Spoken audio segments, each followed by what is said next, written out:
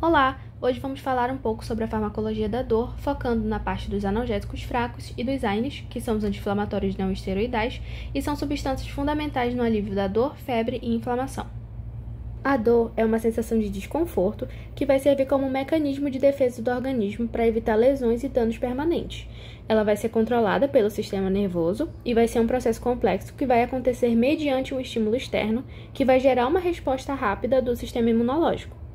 Em resposta a esse estímulo, células imunológicas como os macrófagos e os neutrófilos eles vão liberar citocinas, que são moléculas sinalizadoras que coordenam a resposta inflamatória, recrutando outras células de defesa para o local da lesão e amplificando a reação inflamatória.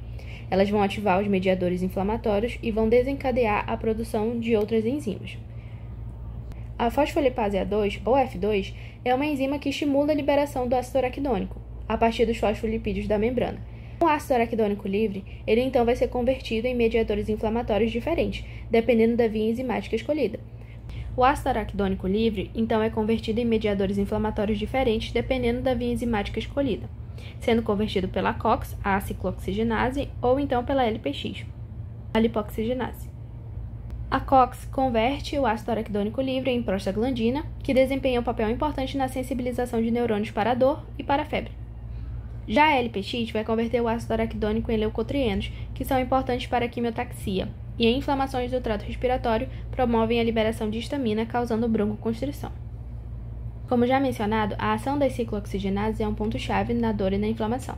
Por isso temos dois tipos, COX-1 e COX-2. A COX-1 plaquetária vai atuar na agregação plaquetária através do tromboxano A2.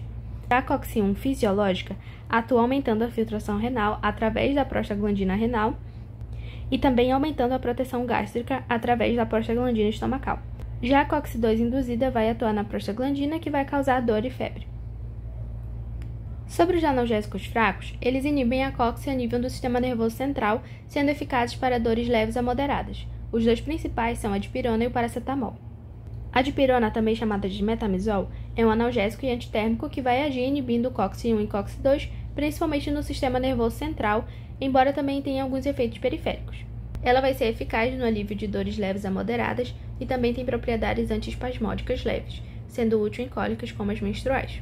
Porém, seu uso é associado a um efeito colateral raro, mas grave, chamado de agranulocitose, que é a redução severa dos glóbulos brancos, tornando o corpo mais suscetível a infecções. É por isso que a dipirona não é amplamente utilizada em alguns países e deve ser administrada com cautela. Ela também vai ser contraindicada em gestantes e lactantes, devido ao risco de aplasia medular. O paracetamol ou acetaminofeno, por outro lado, também vai ser um inibidor da COX-1 e COX-2, mas a sua ação anti-inflamatória ela vai ser mínima, o que o diferencia dos anti-inflamatórios não esteroidais, os AINES. Ele vai ser uma ótima escolha para pacientes que precisam de alívio para dor e febre. O principal risco associado ao paracetamol vai ser a hepatotoxicidade, especialmente em doses elevadas ou em uso crônico.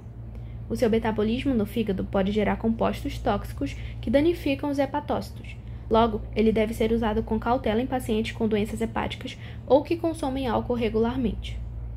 Os AINES ou anti-inflamatórios não esteroidais são uma classe de medicamentos que possuem várias subclasses, dependendo de como inibem as enzimas COX. A classe do inibidor irreversível inibe COX-1 fisiológica e COX-2 induzida. Além disso, bloqueia de forma permanente a COX-1 plaquetária. E esse mecanismo impede a formação de tromboxano A2, substância que ajuda na agregação plaquetária. É por isso que o ácido acetilsalicílico é amplamente usado na prevenção de tromboses e infartos. Porém, essa inibição também traz alguns riscos, como o aumento das chances de hemorragia e a redução da proteção gástrica, o que eleva o risco de úlceras. Os inibidores não seletivos atuam tanto sobre COX-1 quanto sobre COX-2. Eles vão ser eficazes na redução da dor e da inflamação, mas por inibirem a COX-1, também diminuem a proteção gástrica e renal, o que pode causar úlceras e problemas renais a longo prazo. E como exemplo temos o ibuprofeno, o cetoprofeno e o piroxicam. Já os inibidores seletivos, eles vão ter mais afinidade pela COX-2 induzida, mas ainda assim inibem COX-1 fisiológica em menor proporção. Inibindo a COX-2 induzida significa que atuam mais diretamente no processo inflamatório sem interferir tanto nas funções fisiológicas da COX-1. Isso reduz os efeitos colaterais gastrointestinais, sendo uma opção mais segura para alguns pacientes. No entanto, há ainda um certo risco de danos renais e cardiovasculares. Como exemplos, temos a nimesulida, o naproxeno e o tenoxicam. Os inibidores altamente seletivos atuam predominantemente na COX-2, com mínima inibição da COX-1.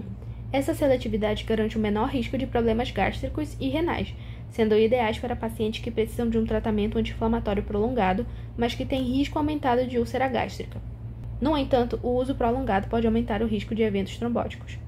Agora, uma parte extremamente fundamental são as interações medicamentosas. Ter conhecimento das interações medicamentosas é fundamental para garantir a segurança do paciente. Como alguns exemplos, temos que o uso da varfarina juntamente com ácido acetil salicílico ou dipirona aumenta o risco de hemorragias. O uso de paracetamol com carbamazepina aumenta o risco de hepatotoxicidade, onde a carbamazepina atua como indutor, levando a maior formação de metabólitos tóxicos para o fígado. Já ibuprofeno com IECA reduz a eficácia dos antihipertensivos. O uso concomitante de ANS e lítio tem um risco para o aumento das concentrações plasmáticas do lítio, e o uso de anti-inflamatórios não esteroidais juntamente com anti-inflamatórios esteroidais tem um risco aumentado para o surgimento de úlceras gástricas e sangramentos gastrointestinais. Finalizando aqui, estão as referências que utilizamos para construir essa apresentação, e esses materiais são excelentes para quem deseja se aprofundar ainda mais na farmacologia.